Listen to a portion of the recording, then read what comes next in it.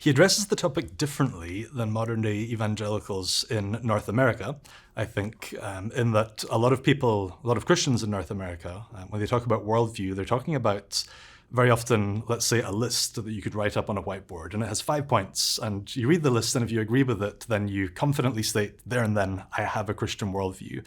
A way that I try and describe it to people is, if you think of Neo in the movie The Matrix, when he's learning Kung Fu, he just has to be plugged into a program, and then he can state seconds later, I know Kung Fu. Christian worldview can be thought of like that by a lot of evangelicals, that you just acquire it very quickly. But for Herman Bavinck, worldview means something quite different. Worldview is something that is more like having to make a map of the world that you will use to live well and wisely within it.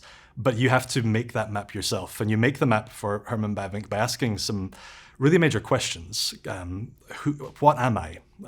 How can I know things? What can I know? On the basis of what I know, how should I live? How should I act in this world?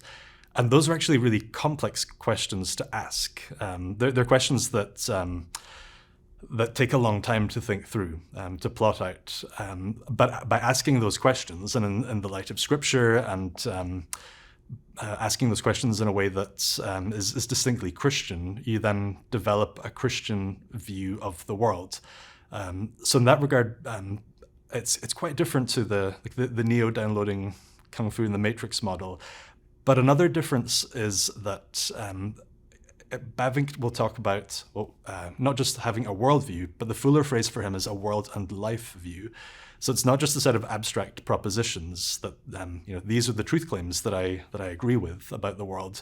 A world and life view is that you develop a sense of how the world exists and works, but also a life view that goes with it. How do I live within it?